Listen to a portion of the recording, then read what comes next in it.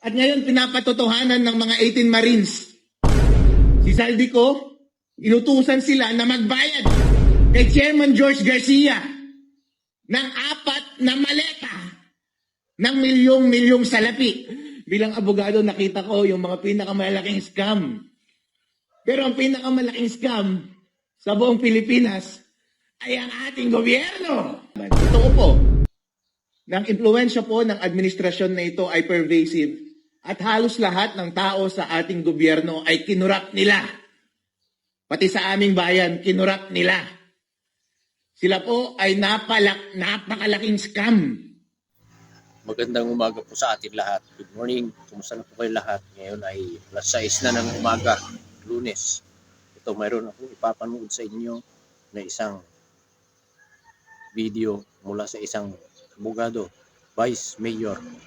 Isang Ilocano, kababayan ko ito. Taga Isabela din siya, taga Isabela rin ako. Malapit lang ito sa amin, sa bayan ng Burgos. Pero siya ay Vice Mayor ng Reyna Mercedes. Reyna Mercedes, Gamo, tapos Burgos na, yung bayan namin. Ito, panoorin po natin, napakahalaga yung kanyang sinabi patungkol sa ating mga namamahala sa gobyerno. Panoorin po natin sabay-sabay. Napakatindi yung kanyang banat. Ako po si Attorney Harold Respicio. Isa po akong Vice Mayor sa probinsya ng Isabela sa bayan ng Reyna Mercedes. Isa po akong Ilocano at isa po akong elective official.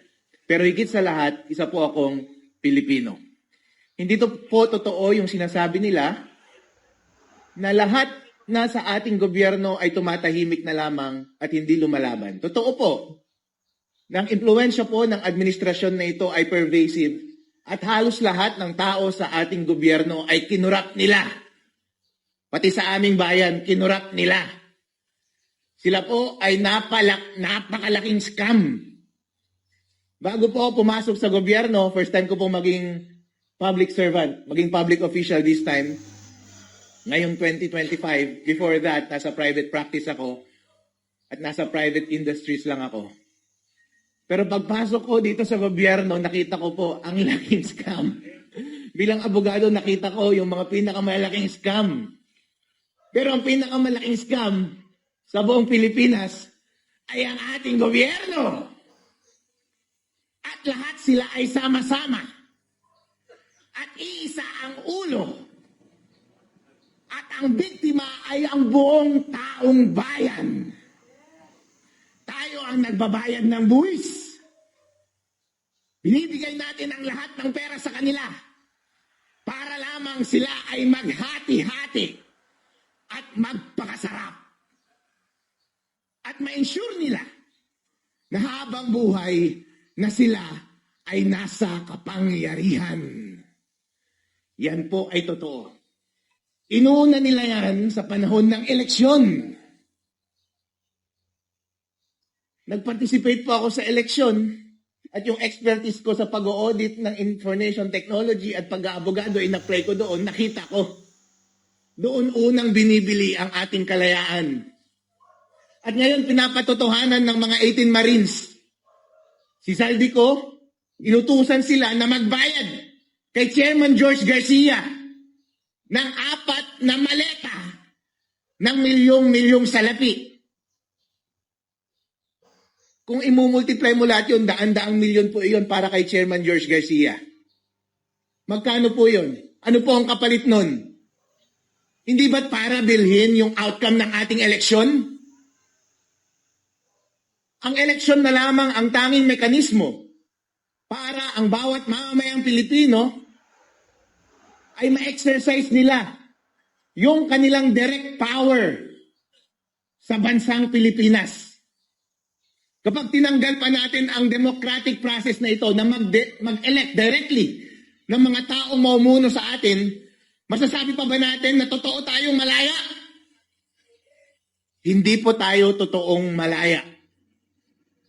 At lalong hindi po tayo totoong malaya kung pati yung mga institusyon na dapat nagbabantay sa ating gobyerno ay binibili na rin nila.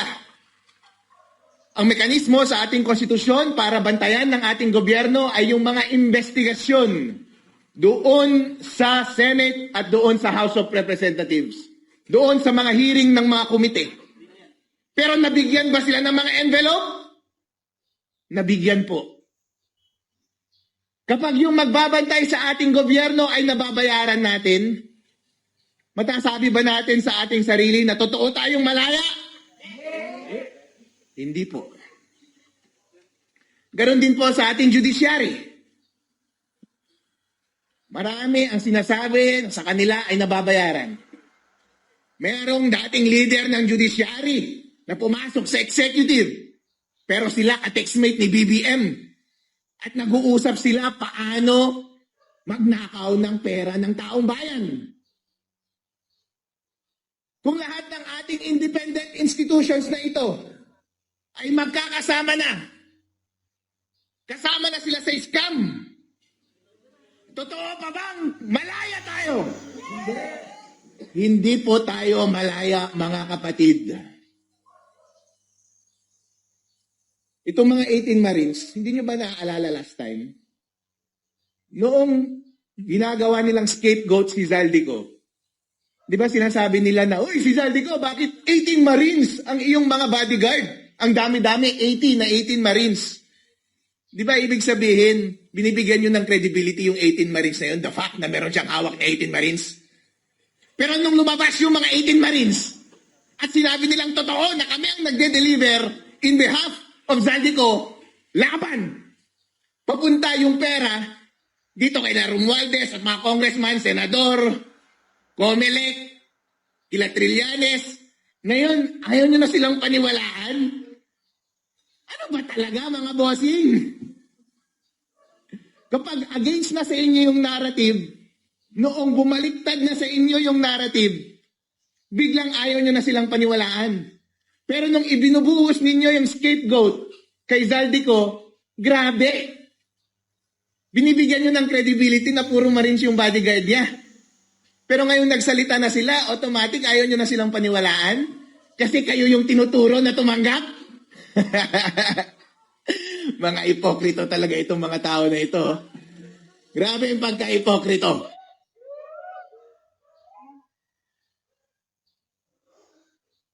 Ngayon ako ay lumalabas dito dahil obligasyon po natin na kahit ano ang kulay natin. Dahil sa totoo lang po, wala namang sumusuporta sa akin. Although makikita nyo ngayon, naka-align ko yung mga Sara Duterte. Kasi kami lang naman ang lumalaban. Kasi yung mga makakaliwa, mga pink, mga dilawan, tumanggapin pala ng pera, mawalang yan! Kaya pala tahimik tong mga to eh. Noong unang naglalabas ako ng mga issues sa Comelec, kayo pa ang mga kasama ko eh. Lahat ng mga aktibidad po, nag-iimbita sa akin. Kaya nandito rin ako, naiimbitahan ako. Sumasama po ako. Dahil wala akong pinagkakautangan. Wala akong utang na loob. Wala akong alignment. Ang alignment ko lang katotohanan at tama. Kaya nag-a-attend ako parate. Para matigil ang kasamaan at pagnanakaw sa ating bansa. Pero na-obserbahan ko parang, bakit yung kabilang side walang masyadong activity? Walang activity masyado.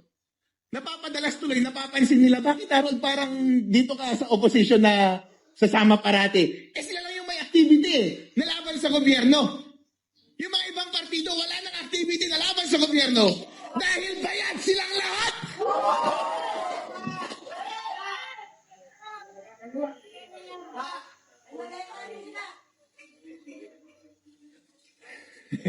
Ngayon po, may pagkakataon po tayo na ipagpatuloy ang laban. Kapag tayo po ay tahimik, deserve natin na mag-govern tayo ng mga kasamaan, hindi ba? At ganun din actually kapag refuse natin na mamuno, deserve natin na mag-govern tayo ng mga mas bobo, ng mga kurap, at magnanakaw sa ating bansa. Kaya mahalaga na tayo ay magsalita, na mag-participate at i-take up natin yung responsibility na pamunuan ng tama ang ating bansa. Kaya tama yung ginawa ni Sara na mag-announce siya as president. Kasi siya na lang yung boses na kumokontra sa malaking pagnanakaw dito sa ating gobyerno ngayon. Kasi sa lahat ng pagkakataon, sumasama po ako. Basta lumalaban tayo sa katiwalaan, basta may pagkakataon na maisiwalat natin ang katotohanan at marali natin ang taong bayan para lumaban sa pang-aapi ng gobyerno at sa kanilang pang-aabuso at paglaban para sa ating ultimate na kalayaan, ako ay magpa-participate. Kaya next week, parang may pinaplanong rally, baka nandun ulit ako. Alright? Hindi ako mag-a-absent. Kasi yung mga nag-a-absent, baka yun yung mga nababayaran eh. Alright? Mali. Maganda sana kung nandun si Sarah sa rally, kung may rally no? Dahil mga kababayan, pagkakataon na natin ito. Kailangan maging isa ang ating boses. Maging malakas para tapusin ang pagnanakaw dito sa ating bansa. Maraming salamat po sa inyong lahat. At inuulit ko po ang aking suporta para sa 18 Marines at sa lahat ng kapwa kong kinakasuhan, kasama na si Mike Defensor. Kawawa naman itong mga ito. Nagbibigay support lang. At saka si General Fokis, may kaso na rin. Wala kayo, malapit na kayo magkakaso, mga idol. Alright? Pero wag po tayong bumitaw. Sama-sama po tayo na lumaban, laban sa kasamaan sa ating bansa. At makakamit din natin ang kalayaan. Huwag lang tayong bibitaw. Maraming salamat. At huwag tumanggap ng maleta, please!